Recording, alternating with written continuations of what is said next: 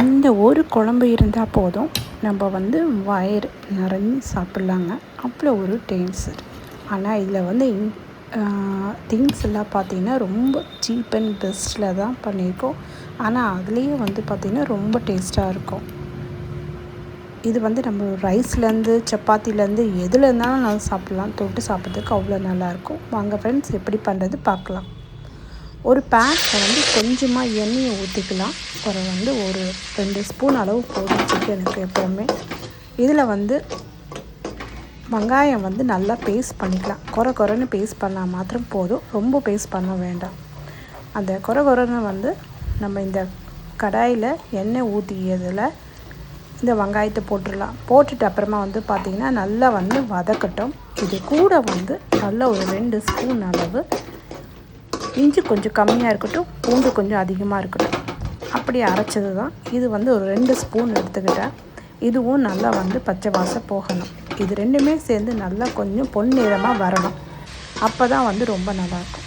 இது கூட வந்து நம்ம என்ன பண்ணலான்னா, சிக்கன் கழுவி வச்ச தண்ணியை ஒதுக்கி வச்சுட்டு சிக்கனை மாத்திரம் அதை எடுத்துக்கிட்டு நம்ம நல்லா புழிஞ்சு எடுத்து அதில் போட்டுடலாம். போட்டுட்டு இந்த பூண்டு, மிளகு, வெங்காயம் இதெல்லாம் சேர்ந்தது நம்ம இந்த சிக்கனில் வந்து நல்லா பரட்டி விடணும்.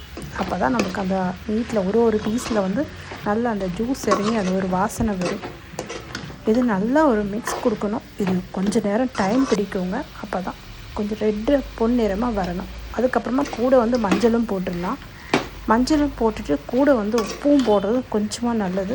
ஆனால் நான் உங்களுக்கு தனியாக காட்டுறேன், மொத்தமாக போட்டுடலாம். கரம் மசாலா, தனியா பொடி, கொஞ்சமாக வந்து மிளகு, காஷ்மீர் சில்லி பொடி, உப்பு, இது எல்லாமே வந்து ஒரே அளவில் கொஞ்சமாக எடுத்துக்கிட்டு நம்ம காரத்துக்கு தகுந்த மாதிரி அளவெல்லாம் எடுத்துக்கிட்டு அந்த சிக்கன்லேயே போட்டுடலாம். போட்டுட்டு அப்புறமா வந்து பார்த்திங்கன்னா நல்ல ஒரு மிக்ஸ் கொடுக்கணும். இந்த மிக்ஸ் வந்து ரொம்ப நேரம் பிடிக்கும். இது வந்து ஒரு பீஸுக்கு பிடிக்கணும். ஆனால் டைம் ரொம்பவே பிடிக்கும். கொஞ்சம் உண்மையாக சொல்கிற டைம் நல்லாவே பிடிக்கும். அரைச்சி வச்ச ஒரு 3 தக்காளி கொஞ்சமாக லைட்டாக பாயில் பண்ணிவிட்டு அந்த தக்காளி மிக்சியில் அரைச்சிட்டு இதில் போட்டுருங்க. ஊற்றிட்டு அப்புறமா நல்லா ஒரு பரட்டு கொடுக்கணும்.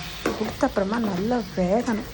வேகினா தான் இந்த மசாலாவோட திங்ஸ் எல்லாமே அதுக்கு பிடிக்கும். கிண்ட அது வந்து சுண்டி வரும். அந்த டைமில் வந்து கொஞ்சமாக தண்ணி ஊற்றிடுங்க.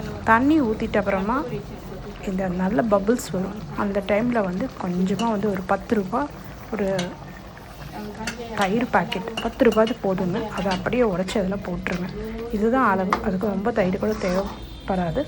இது போட்டுட்டு அப்புறமா நல்லா ஒரு மிக்ஸ் கொடுத்தீங்கன்னா சூப்பரான ஒரு கிரேவி ரெடி ஆகிடும். இது உடனே போட்ட உடனே மிக்ஸ் பண்ணணும், இல்லைன்னா அது வந்து உடஞ்சி போயிடும். ரொம்ப டேஸ்ட்டாக இருக்கும். ட்ரை பண்ணி பாருங்கள்.